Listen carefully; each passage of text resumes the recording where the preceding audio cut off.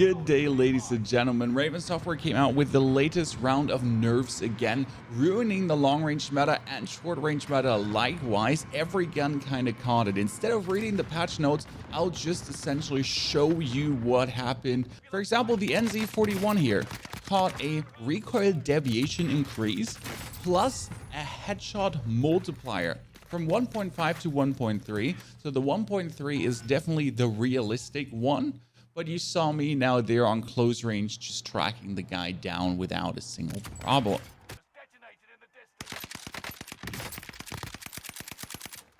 Was there a recoil deviation increase? A recoil deviation increase you mostly feel when you're not having that much sustained fire recoil, because it kind of feels like it's getting more and more and more and more. But if I'm looking here at my build right now, the NZ still feels like a top tier viable contender, now just doing less headshot damage, which obviously makes it less of a I kill you extremely super fast rifle. But if you're just planning to keep your shots on with a 3 to 6 times, for example, it fights you harder than before, but you can definitely keep your shots on. Let's say there's someone head glitching here. You have a realistic harder time fighting it, and I would probably go, this is currently the 3.25 slate with the most recoil control. I would go for the 2.5 times slate, most likely, to get this down. Or play the 3 to 6 times as you like, or the 2.5 times for Fortune's Keep maps. I don't think I would play this for Caldera, because like if I would try to laser someone up here, it could be developing rather unfortunate. So I guess with the recoil deviation increase, it's more a Fortune's Keep gun now than Caldera, but should still work very fine.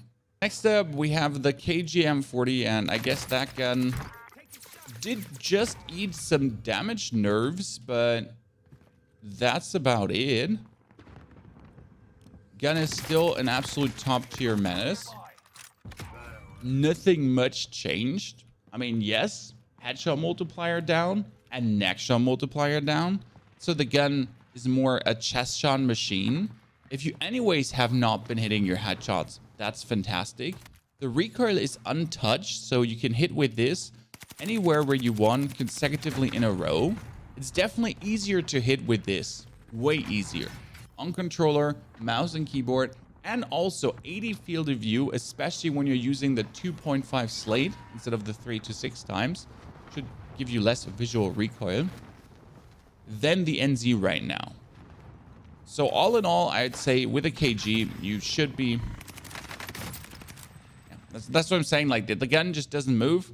When someone head glitch tries to peek you, you just really got it on here. Let's see if he wants to peek us again.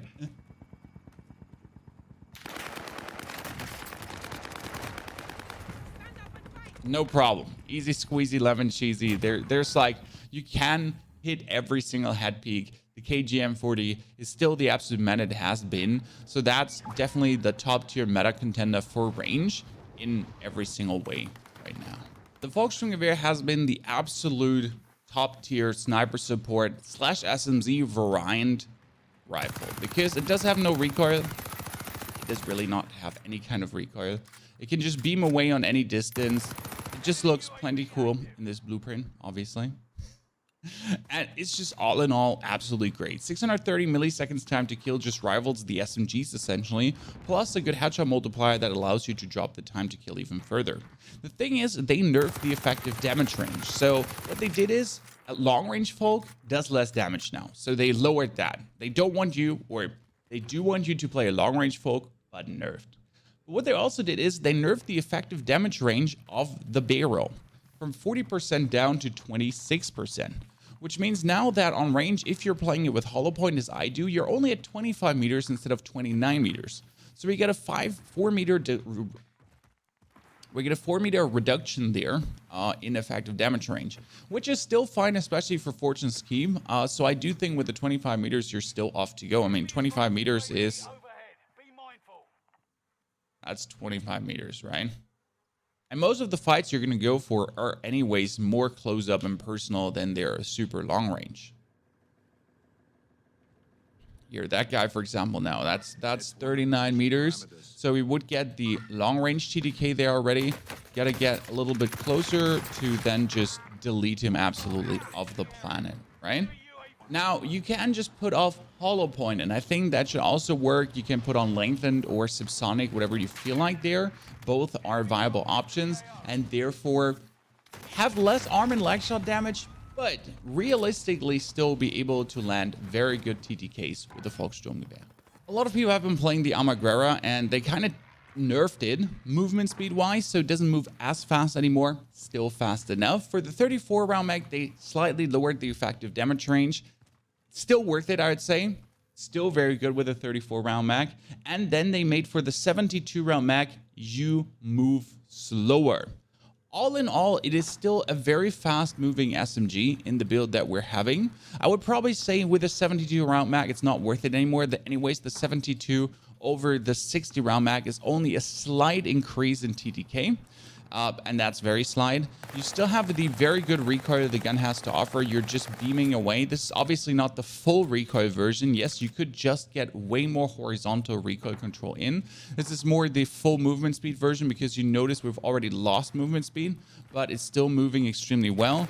And you can just easily keep all your shots on with the Armaguerra, especially due to it just having to hit the body anywhere to get the good TTK it has.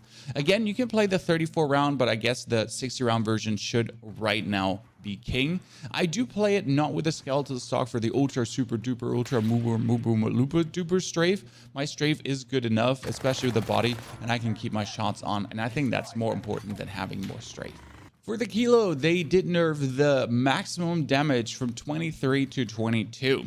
The kilo is still an absolute laser beam. You just hit every single shot. The only disadvantage about the kilo is not having that 3 to 6 times scope that Vanguard guns have, or the 3.25 Slade. It just has this pesky VLK optic, which doesn't matter on Fortune's scheme. The kilo anyways only has 1040 milliseconds time to kill, which is not the best compared to some of the other ARs out there. Still though, you can just with ease hit every single shot. The nerf from 23 to 22 doesn't sound like much, but due to it, your headshot have gotten way less efficient. So you're probably really just gonna be having the body shot TTK, because before with 23 you ended up at 299 with 13 shots, and then the 14 shot to kill brought you so much over damage that now with headshots, you could very easily stack them up to receive lower time to kills, and now you have to stack them even harder. That's kind of like just the nerf to the kilo. Still a top tier viable contender that you can just beam with away. Mostly unfortunate scheme though. Caldera I wouldn't recommend just due to the sight being what it is. For the marker, they made the ADS transition a little bit slower, but that's kind of fine. That doesn't like you really feel it. And they increased the vertical recoil. Right now, with the build that you're having, you probably have to use 1 or 2 different attachments to make it work still. You're moving extremely fast, and yes, you need the maximum fire rate to get the good TTK up to 9 meters. I wish I could play hollow point to make this a more secure thing. Right now, with the recoil, we have been this, what we're talking about.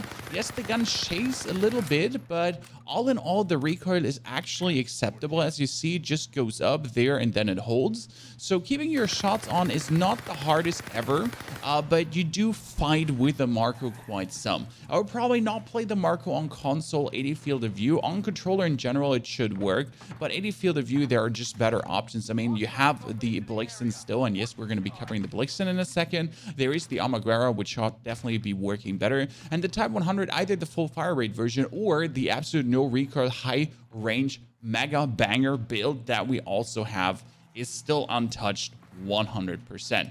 But Marco does work. The vertical recoil increase feelable, but not to a point where it makes the gun not viable anymore. Or Marco has been getting pummeled with nerf after nerf after nerf. Movement speed wise, it's still worth it, but they also reduced the max damage from 40 to 93. They reduced the max damage range. The ADS transition a bit slower, but still worth it. Muzzle velocity is down, movement speed is down on everything. The gun is still like an absolute I beam you away, no problem, easy peasy lemon squeezy. But due to the nerfs is caught now with the standard build, you're down to a 700 milliseconds TTK instead of 600. Making the Armaguerra so much better. Now technically, to get that killer 600 milliseconds TTK, you have to play the 36 round mag. which I do think is still viable. I mean, the 36 round mag has a decent fast reload. You still have the good recoil control of what the Blixen has to offer. I do believe it's actually more balanced this way. So with this, you still have a very good movement speed. You still have a very good recoil up to 9 meters. And you have a 600 milliseconds time to kill. That being said, though, do not hit left and right upper arms or lower arms, and do not hit legs and lower legs. You don't want that. You need chest and headshots to really make this work. And then the Blixen can still be an absolute top tier contender. That being said, though, the Armaguerra, the Marco, and also the Type 100 each do feel better than the Blixen in terms of time to kill. But the Blixen has just these still very good move speed and the absolute ease to use. Plus, the advantage is it's a low bullets to kill. So it's 7 bullets compared to the 10, 12, 13 bullets of the other guns partially. So with a 36 round mag, despite having now way less bullets, you also need way less bullets to kill someone. So if you need 7 to kill, let's say 10 to 15 even, you at least have enough to take on another one straight away until you do have to reload. So I would still say that the Marco has a spot as a top tier SMG under these considerations. Still absolutely easy beamable. Less strafe though, so it's going to be less efficient on controller. Like less strafe, you notice that? Very harsh. I'll be back. Ah! Now, the Deagles were fun, but they were never really viable, so we're not going to talk about the Deagles. The VLK Rogue also got nerfed with the effective damage range. Therefore, Deagle and VLK Rogue are down and not viable anymore. The Kar 98 is still good. They didn't actually touch the snipers at all, so that's a nice thing to have.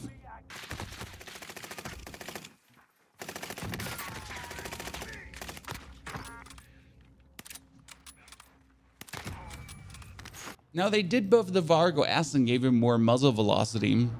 And I'm not even going to bother to show you a long-range build because the Vargo S is still, despite having more muzzle velocity, not worth it in any way.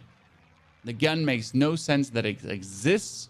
Its TTK doesn't give it an existence in the long-range room. In the short-range room, there's no reason to ever touch the Vargo S, unlock it, or even bother with it.